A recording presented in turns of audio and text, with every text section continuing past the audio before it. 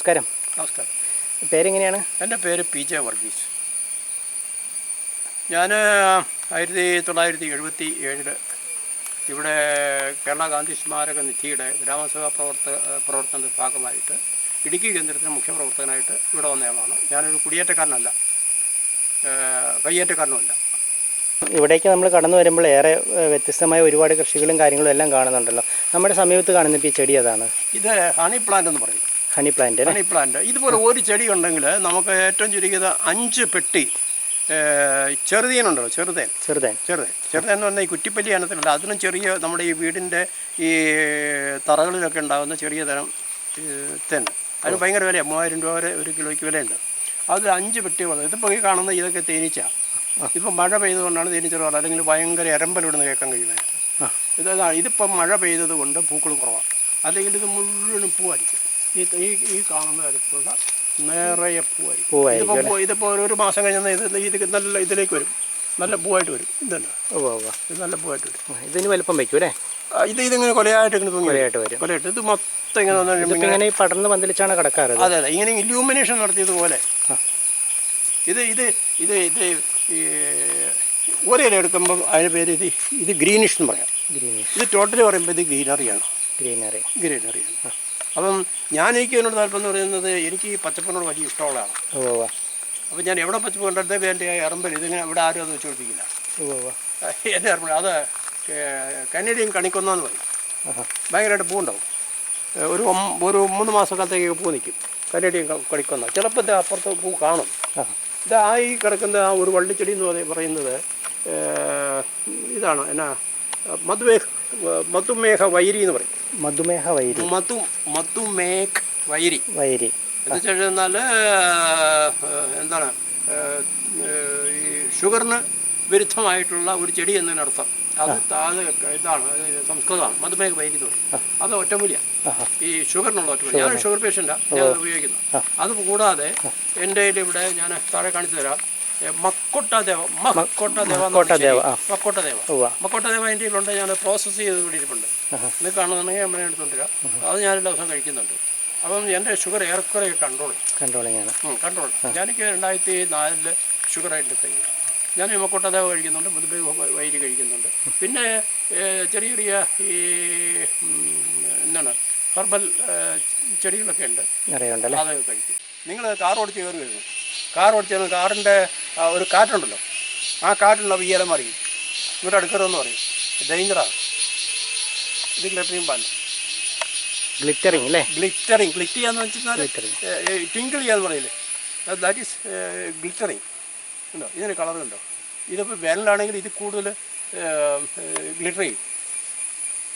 അതേമാതിരിയാണ് ആ വെളുത്ത് നിൽക്കുന്ന സാധനം, അതും ഗ്ലിറ്ററിങ്ങാണ്. അതിനടുത്ത് ഈ ലൈറ്റ് ചെയ്ത് വെച്ച് കഴിയുമ്പം ഈ റോഡിലൊക്കെ ഈ റിഫ്ലക്ടർ വെച്ചിട്ടില്ലേ, അതേമാതിരി റിഫ്ലക്റ്റ് ചെയ്യും. ഇങ്ങോട്ട് വരരുത്, ഇത് കാണിച്ചിരും. അപ്പം ഇവിടെ കഴിക്കും. ഇത് കാഴ്ച കഴിക്കുന്നുണ്ടല്ലേ, ഭയങ്കരമായിട്ട് കഴിക്കും. ഒരു മര്യാദ എരിവേ ഉള്ളൂ, പക്ഷെ നല്ല ടേസ്റ്റാണ്. നമുക്ക് ചുമ്മാ വെറുതെ ഉപ്പ് തൊട്ട് കൂട്ടി കഞ്ഞി കുടിക്കാൻ വളരെ നല്ല സാധനമാണ്. ഇത് O × R എന്ന് പറയും. O × R. ഈ O R എന്താണെന്ന് ഡയറി നോക്കാതെ പറയാൻ പറ്റില്ല. So it is O × R. ഇതല്ല ഇങ്ങനെ കൊല പോലെ പൂവുണ്ടാവും. ആ പൂവിന് ഒരു കൊല പൂവിന് 200 രൂപ ഇന്ന് വരെയുണ്ട്. ഇത് നമ്മുടെ കൃഷി വിജ്ഞാന കേന്ദ്രത്തിൻ്റെ ഒരു പ്രോഡക്റ്റാണ്. ഞാൻ അവിടുത്തെ ഒരു സയൻറ്റിസ്റ്റുമായിട്ട് ബന്ധപ്പെട്ട് എന്നോട് എന്തോ പ്രത്യേകമായ ഒരു താല്പര്യം തോന്നിയിട്ട് ഈ മനുഷ്യൻ എനിക്ക് 6 വിത്ത് അയച്ചു തന്നാണ്. അത് ഞാൻ അവിടെ നട്ടിട്ടുണ്ട്. ആ കാണുന്നത് എന്താണെന്നറിയാമോ? അത് ഊതാണല്ലേ? ഇത് ഊതാ. ഇതൊക്കെ സംരക്ഷണം ഇല്ലാതെ നിൽക്കുന്ന ഊതാത്. അപ്പോൾ ഈ വാഴയ്ക്ക് വ്യത്യസ്ത കളറുണ്ടല്ലോ, അപ്പുറത്തേക്ക്. അത് വേറെ. ഇത് R × Z. അതിൻ്റെ ഇല കണ്ടോ? ചുവന്ന. അത് ഒരു കളറുണ്ട്. അതിലൊരു ഇലയ്ക്ക് 12 വിലയാണ്. ഇലയ്ക്ക് ഊണ് കഴിക്കാനായിട്ട് ഈ പിള്ളേരുടെ ചോറൂണ് ഇങ്ങനെയുള്ള കാര്യങ്ങൾക്കൊക്കെ 12 രൂപ വില. അതെല്ലാം പൂവുണ്ടാവും. അത് ബൊക്ക ഉണ്ടാക്കും. ആ ബൊക്കയ്ക്ക് 500 രൂപ വിലയാണ്. അതിൻ്റെ പൂവിന് 200 രൂപ വിലയാണ്. അതിൻ്റെ ഈ ഇതുപോലെ കന്നുണ്ടാകുന്നതിന് തൈക്ക് വില 200 രൂപയാണ്. ഇത് Z × R. ഇത് വേറെയാണല്ലേ? അത് വരെ Z×R. ചുവപ്പ് കാണുന്നത് കോഴിക്കാർപ്പ്. കോഴിക്കാർപ്പാണ്. പിന്നെ ഒരു ഡിസൈനൊക്കെ ഉള്ളത് കാണുന്നത് ഏതാണത്? അത് കോഴിക്കാർപ്പിൻ്റെ പല ഇനങ്ങളാണല്ലേ. ബാക്കി പിന്നെ ഉള്ളത് ഈ ഇച്ചിരി വീതിയുള്ള മീനായിട്ട് കാണുന്നത് മോണോസെക്സ് തിലാപ്പിയ എന്ന് പറയുന്നത് തിലാപ്പിയ ഇനത്തിൽപ്പെട്ട മീനാണ്. അതായത് ഗിഫ്റ്റ് തിലാപ്പിയുടെ തൊട്ട് താഴെയുള്ള മീൻ. ഞാൻ ഇതിൻ്റെ അകത്ത് വേറൊരു കാര്യം ചേർത്തിട്ടുണ്ട്. ആദിവാസികളുടെ കരിവട്ടം എന്ന് പറയുന്നൊരു വട്ടമുണ്ട്. കരിവട്ടം. ഈ കരിവട്ടത്തിൻ്റെ അകത്ത് ഞാൻ ഒരാഴ്ചയിൽ ഒരു തവണയൊക്കെ ഇതിന് തീറ്റയിടും. ഈ കരിവട്ടം ഇതിൻ്റെ അകത്ത് ഏറ്റവും ചുരുങ്ങിയത് ഒരു 30 കിലോ എങ്കിലും ഇതിനകത്ത് ഇപ്പോൾ കരിവട്ടമാണ് ഉണ്ട്. ഇവരെല്ലാം മുട്ടയിടും. മറ്റൊരു മുട്ടയിടും. ഈ MST മുട്ടയിടും. MSTക്ക് ഞാൻ തീറ്റ കുറവാണ് കൊടുക്കുന്നത്. അപ്പോൾ ഇവർ വിശപ്പാവും. അപ്പോൾ ഈ കരിവട്ടൻ്റെ ഒന്നുകിൽ കുഞ്ഞുങ്ങളെ പിടിച്ച് തിന്നും, അല്ലെങ്കിൽ മുട്ട തിന്നും. ഇവർ MST ഈ വട്ടോൻ്റെ മുട്ട തിന്നും, അല്ലെങ്കിൽ കുഞ്ഞുങ്ങളെ പിടിച്ച് തിന്നും. അപ്പോൾ ഇവരങ്ങോട്ടും ഇങ്ങോട്ടും എപ്പോഴും കോൺഫ്ലിക്റ്റിലാണ്. അതായത് ഇതിൻ്റെ സംഗതി എന്താണെന്ന് വെച്ച് കഴിഞ്ഞാൽ ഞാൻ അതിനെ അടിസ്ഥാനമാക്കിയിരിക്കുന്ന ഇക്കണോമിക്സിൽ മാൽത്തൂഷൻ തിയറി ഓഫ് പോപ്പുലേഷൻ എന്ന് പറയുന്ന തിയറി ഉണ്ട്. നമ്മൾ നാച്ചുറൽ ചെക്കൊന്നും നടത്താതെ തന്നെ പ്രകൃതി നാച്ചുറൽ ചെക്ക് നടത്തിയിരിക്കും. അപ്പോൾ മനുഷ്യന് എത്ര ഉണ്ടായാലും ഒരു കുഴപ്പമില്ലാന്നേ പ്രകൃതി അത് ചെക്ക് ചെയ്യും. നിങ്ങൾക്കറിയാമല്ലോ, ഇപ്പോൾ സുനാമി, വാറ്, ഈ എപ്പിഡമിക്സ്, ഇപ്പോൾ ഈ പറയുന്ന വന്ന ഈ കൊറോണ എത്ര ലക്ഷത്തിനാണ് കൊണ്ടുപോയത്. ഇതിൻ്റെ പേരാണ് നാച്ചുറൽ ചെക്ക് എന്ന് പറയുന്നത്. അപ്പോൾ മാൽത്തസ് പറഞ്ഞതാണ് ശരിയെന്ന് ഇന്നത്തെ സാമ്പത്തിക ലോകം അംഗീകരിച്ചിരിക്കുന്നു. അന്ന് മാൽത്തസിന് പൊട്ടാന്ന് പറഞ്ഞ മാൽത്തസിന് തല്ലുകൊന്ന ആളുകളാണ് ഇവിടെ ഉള്ളത് എന്ന് പറഞ്ഞതുപോലെ ഞാൻ തീറ്റ കൊടുക്കാതെ മീൻ വളർന്നു. ഞാൻ ഒരാഴ്ചയിൽ ഒരു കിലോ തീറ്റ കൊടുക്കുള്ളൂ. അപ്പം ഞാൻ ഇതായിരിക്കുന്ന എല്ലാം ചൂണ്ടയാണ്, 4-5 ചൂണ്ടയാണ്. അപ്പോൾ ഇപ്പോൾ പോയിരുന്നാലും എനിക്ക് 1 കിലോ മീൻ പിടിക്കാം. മീൻ പിടിക്കാനായിട്ട് ഇരയെ തയ്യാറുണ്ട്. ഞാൻ MST ഇത് കണ്ടില്ലേ, BSF കണ്ടില്ലേ, അതിനെ പിടിച്ചു കൊടുത്തിട്ടു മീൻ കിട്ടും. അതാണ് മഹ്കോട്ട ദേവ എന്നാണ് ശരി.